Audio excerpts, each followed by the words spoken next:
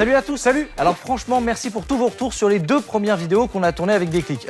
Alors, en réalité, on en a tourné 4. Mais dans ce qu'on a mis, j'ai retenu que c'était la 2e. Mais la 3e a déjà été diffusée. Donc là, on est sur la 4e, c'est ça? C'est ça, exactement. On le sait de source sûre. N'hésitez pas à aller voir les vidéos précédentes. On se retrouve aujourd'hui pour parler d'une toute nouvelle technologie, tout en construisant un objet en rapport avec celle-ci. C'est le concept des vidéos. Je le réexplique vite fait parce que même si on en est à la 4e, peut-être qu'il y en a qui savent pas. D'ailleurs, si vous ne le savez pas, c'est peut-être parce que vous n'avez pas vu les autres vidéos. Donc, vous vous abonnez, vous mettez la petite cloche et le petit pouce en l'air. Ça fait toujours plaisir. Oui, c'est sûr. Et donc là, aujourd'hui, on va construire un objet en rapport avec une science, puisque c'est le concept de la vidéo. On essaye d'expérimenter des choses qui ont été vues il y a plusieurs décennies, plusieurs siècles, et de construire un objet en rapport avec ça pour l'expliquer. Donc là, par exemple, aujourd'hui, on va vous démontrer avec un DIY une technologie qu'on peut retrouver quasiment dans notre quotidien tous les jours. Ça se retrouve en version miniature dans un pacemaker ou une montre. Et même en version gigantesque, dans une voiture, dans des avions qui sont actuellement en test, ou même dans des infrastructures critiques, C'est la batterie. bon, on va surtout chercher à construire un DIY pour recharger ton téléphone et accessoirement, du coup, éviter qu'il soit déchargé à 3 h du mat ou que tu puisses terminer le travail que tu as commencé sur ton ordinateur avec quelques minutes précieuses ou quelques heures en plus pour t'amuser ou travailler.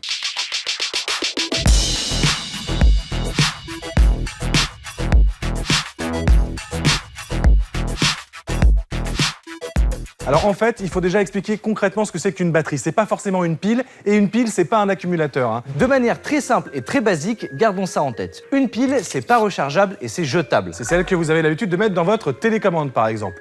Un accumulateur, en revanche, c'est une pile, mais rechargeable. Et la batterie, elle, Eh bien, c'est l'objet qui assemble plusieurs éléments afin de stocker et d'envoyer beaucoup d'énergie. Et on appelle les éléments de stockage qui la composent des cellules. des cellules, donc, qui sont dans la batterie. C'est-à-dire que cette batterie-là, pour mes magnifiques 6 sauteuses Peugeot, eh bien, dedans, j'ai 6 accumulateurs, des cellules, 6 cellules pour la faire fonctionner.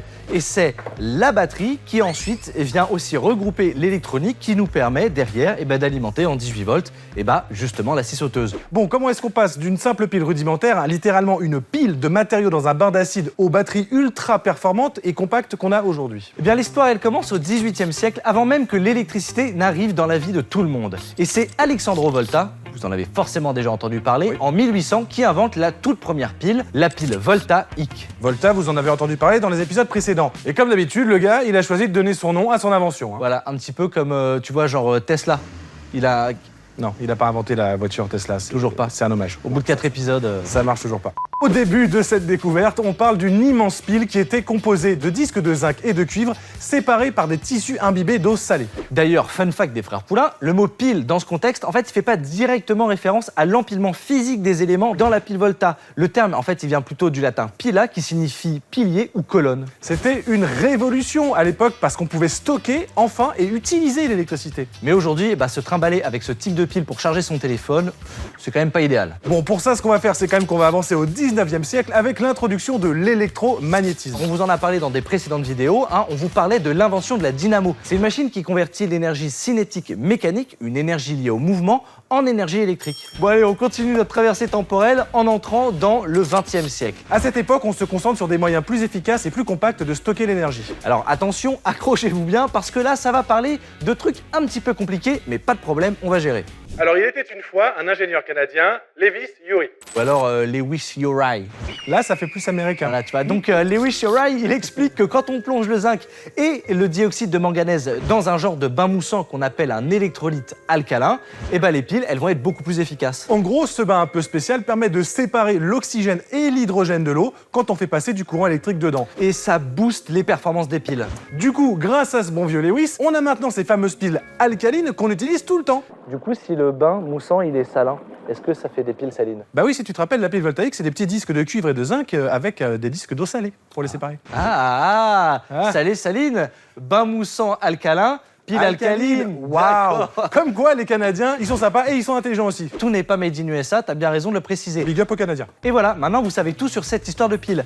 Alors tout ça évidemment a continué à évoluer au fil du temps et des décennies pour mener au développement des accumulateurs. Et nous, on va utiliser des accumulateurs à base de lithium-ion pour fabriquer la batterie dès maintenant. Du coup, de quoi on a besoin? D'accumulateurs lithium-ion, on en a juste ici. Alors, on en a un 18650 et 21700. Vous le remarquez, il y en a un qui est un petit peu plus gros que l'autre parce qu'il a une capacité supérieure. Et donc ces piles-là, et en particulier par exemple la 18150, c'est celle qu'on retrouve très souvent dans des batteries comme celle-ci qui alimentent votre outillage en 18 volts, mais aussi dans les véhicules Tesla. Et en particulier les premiers modèles, elles se retrouvent directement dans le plancher de la voiture et ça permet d'alimenter tout le système embarqué et les moteurs. Globalement, c'est ce qu'on utilise le plus souvent dans tout ce que vous connaissez. Alors ça n'a rien de scientifique, le nom 18150 ou 21700, c'est tout simplement 18 pour le diamètre et 18 mm, et 650, c'est 65 mm, donc c'est sa longueur. Et donc là, 21700, ça fait 21 de diamètre, 700 de long.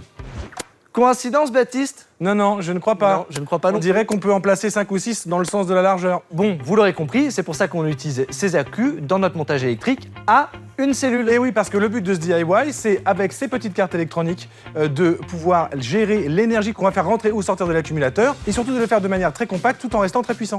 Donc la première chose qu'on va faire, c'est relier l'accumulateur à notre circuit de puissance et on va voir si, comme ça, on peut déjà créer notre propre batterie. Il est allumé ou quoi, l'étain?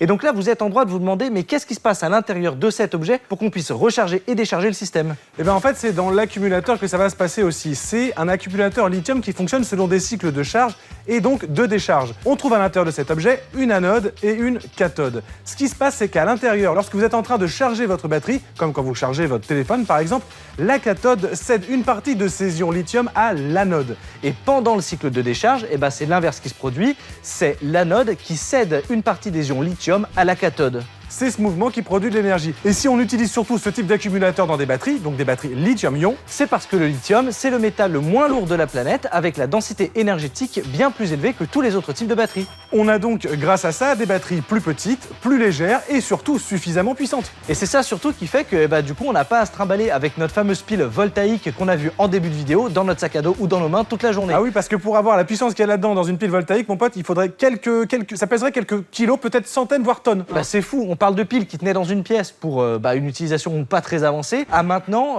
carrément alimenter des ordinateurs pendant plusieurs heures en regardant un film en 4K qui se connecte à Internet à l'autre bout du monde. En accumulateur, donc rechargeable. J'ai envie de dire, franchement, vive la science. Bon, c'est bien sympa du coup d'avoir le prototype, mais il serait peut-être temps de vérifier s'il fonctionne et si on peut bien relier un téléphone ou un ordinateur. Alors pour ce prototype, on va utiliser un câble USB-C afin de le relier à un autre périphérique, en l'occurrence mon téléphone, mais je me permets de m'arrêter 2 secondes sur le format, sur le port USB-C, puisque c'est quand même très pratique aujourd'hui. C'est un port qu'on utilise beaucoup pour la transmission de courant continu et dans de nombreux cas. Aujourd'hui, on a des ordinateurs alimentés en USB-C, on a même parfois des glacières en USB-C, on a plein de choses qui permettent d'être hyper polyvalents. En fait, ce qui est pratique avec l'USB-C, c'est qu'il est réversible et qu'en plus, on a exactement les deux mêmes ports des deux côtés. Et puis enfin, ce qui est le plus évident aussi, c'est que ça transmet en même temps de la donnée. Donc c'est le même câble pour charger et pour envoyer des datas. Donc dans le cas ici de notre contrôleur de charge et de décharge, on a un USB-A, donc un ancien port USB, mais aussi les nouveaux ports USB-C qui vont nous permettre de charger un périphérique ou de charger la batterie. C'est bidirectionnel. Et pour mesurer tout ça, on va connecter ce petit boîtier qui va analyser les signaux entrants et sortants. On va le relier sur le port USB-C comme ça. Hop. On relie ensuite le câble USB au boîtier. Et donc normalement, si tout va bien, je crois qu'elle s'est allumée là, non, vérifie si elle est bien chargée. On a niveau 4 sur 4, donc on a 100% de batterie au niveau de ce module. On le connecte au téléphone et... Oui, je suis en charge sur mon téléphone et du coup, on va pouvoir voir maintenant quelle est la quantité d'énergie qu'on transmet depuis la batterie. Donc là, par exemple, on voit qu'on est connecté en Power Delivery. Donc ça, c'est une norme qui est liée à l'USB-C et qui permet un petit peu de standardiser les protocoles de charge, de décharge, etc. Et on voit surtout que du coup, on a du 5 volts, 2,1 ampères qui recharge ton téléphone. Donc 5 fois 2,1. On est à peu près à 10,20 watts. 10,2 watts, juste pour charger mon téléphone là. Alors, ce petit module-là, il est super sympa parce qu'il est léger, il est pratique, il est pas cher. On vous le met en lien dans la description et vous pouvez le relier à peu près à n'importe quel accumulateur de type 18650, 21700, etc. Mais il a un défaut, il ira pas beaucoup plus loin que les 10,2 watts dont on a besoin pour charger le téléphone juste ici. Mais nous, ce qu'on veut faire, c'est vous proposer grosso modo un DIY pour le même prix, mais la possibilité carrément de le relier à un ordinateur qui demande beaucoup plus de puissance. Et donc pour ça, avec Baptiste, on a un autre type de carte qui permet de charger jusqu'à 25 watts en power delivery en USB-C. Et donc c'est à peu près les mêmes technologies, sauf que dans sa conception, elle permet de pousser cette norme un petit peu plus loin. Et on peut aussi y relier une batterie 18150, 21700, etc. Bon, donc comme notre prototype il est fonctionnel, on sait qu'on peut utiliser maintenant la carte définitive et pouvoir tout charger avec une puissance vraiment satisfaisante. C'est parti.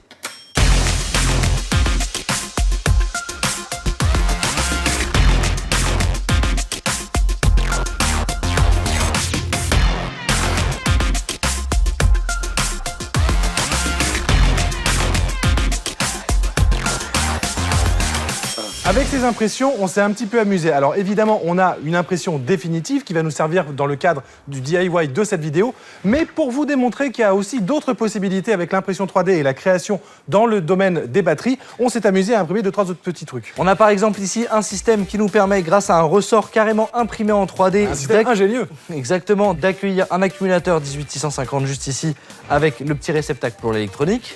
On a aussi, pour vous montrer que une batterie, comme on l'a dit tout à l'heure, ce n'est pas forcément que des accumulateurs, ça peut aussi être des piles, des batteries jetables, ça existe. On a cette petite plaque-là, qui n'est ni plus ni moins que ce que vous allez retrouver régulièrement dans vos télécommandes quand elles ont besoin de 2 piles, ou alors, pour ceux qui sont nés dans les années 90, dans les télécommandes pour les voitures téléguidées, par exemple. Parce que quand tu es dans les années 2000, tu n'as pas le droit d'avoir des voitures téléguidées. Là, tu as un port USB-C sur ta voiture téléguidée. Ouais. Mais en tout cas, voilà, c'est assez ingénieux. Il suffit de mettre la pile dedans et boum, on peut la clipser directement. Alors, évidemment, il faudra rajouter des petites pannes en métal pour pouvoir les relier en série ou en parallèle en fonction de ce que vous voulez faire et tirer comme énergie. Et ce système-là n'est pas compatible avec ce que nous on utilise, à savoir les cartes de charge et de décharge conçues pour des accumulateurs de 3,7 volts comme les 1850 VTC5 de Sony qu'on va utiliser. Oui, d'ailleurs, par contre, on ne va pas le montrer dans cette vidéo-là, mais techniquement, si on faisait une très grosse batterie comme ça avec une dizaine de piles 1,5 volts, on pourrait se débrouiller avec un peu d'électronique pour avoir la tension et l'intensité nécessaires pour charger un téléphone ou un ordinateur une seule fois. Bon, ce serait vraiment une batterie de secours jetable et pas très écolo, mais ça marche. Bon, sur ce plateau, on a quand même la vraie batterie des frères Poulain. Donc c'est parti, on assemble tout avec son bon boîtier.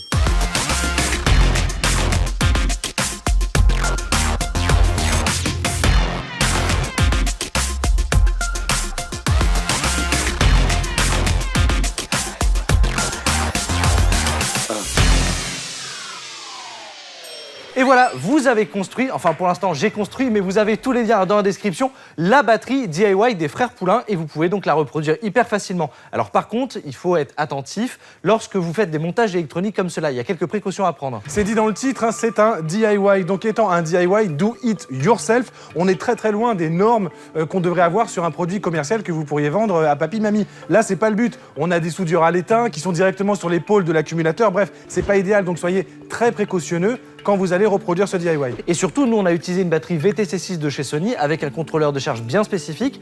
Donc nous, on a pu tester et on approuve en quelque sorte cette batterie dans ces conditions-là et aucun autre usage qui peut s'en éloigner. En théorie, vous devriez pouvoir le faire avec n'importe quel autre accumulateur 18650 avec les mêmes tensions nominales, mais ne prenons pas de risque. Si vous voulez faire exactement comme nous, Sony VTC5, VTC6. Et n'hésitez pas, si vous voulez dépasser notre usage, à vous renseigner sur les docs techniques des constructeurs pour, je sais pas moi, créer par exemple une batterie avec plusieurs accumulateurs, plusieurs cellules pour vous faire un truc qui permet d'alimenter toute votre maison. Ça, vous pouvez le voir sur la chaîne des frères Poulain. Bref, là tu me dis que ça marche, on dit à tout le monde ok, faites comme ci, faites comme ça, mais enfin on l'a pas testé. Je me permets de rajouter que ce petit boîtier il est quand même très cool parce que quand vous appuyez juste ici, vous pouvez voir le niveau de batterie qui reste sur votre petit accumulateur. Et donc là, on a un ordinateur de type MacBook Air et on va voir si ça charge puisque c'est un ordinateur qui se charge en USB-C. Alors excuse-moi, mais enfin, charger un ordinateur versus charger un téléphone, c'est quand même un autre délire. Tu vois la taille du bousin et la puissance, c'est pas la même chose qu'un petit téléphone. On va voir, de toute façon là il est à 100%, mais clairement quand Baptiste va le brancher, on devrait avoir un petit éclair qui va nous indiquer qu'il est en charge ou qu'il est branché sur le secteur. Et voilà, on a bien notre petit ordinateur qui est 100% alimenté grâce à cette minuscule batterie dans laquelle il y a un tout petit accumulateur lithium. Franchement, aujourd'hui, les avancées scientifiques, elles nous permettent de créer des batteries de plus en plus petites tout en ayant des capacités de stockage de plus en plus importantes. Et de plus en plus d'objets du quotidien passent à l'électrique grâce à des avancées comme celle-là. Je pense par exemple aux voitures, c'est vraiment, là en ce moment, on est en train de vivre cette transition vers les voitures, mais aussi même carrément des camions transporteurs, bref, ça va de plus en plus loin. Et comme toujours, c'est un plaisir de faire ce petit voyage dans le temps pour vous parler d'un objet qui a nécessité énormément énormément de recherche. C'était un plaisir de construire cette batterie avec vous les amis. N'oubliez pas de liker, partager cette vidéo à fond, vous abonner à la chaîne de Déclic, mettez un petit coucou dans les commentaires, on vous lit tous comme on l'a dit en début de vidéo, c'est un plaisir de voir que vous kiffez ce concept. Et surtout, on n'oublie pas que la science, c'est de la création et de l'expérimentation. On vous embrasse. À la prochaine. Ciao. Ciao.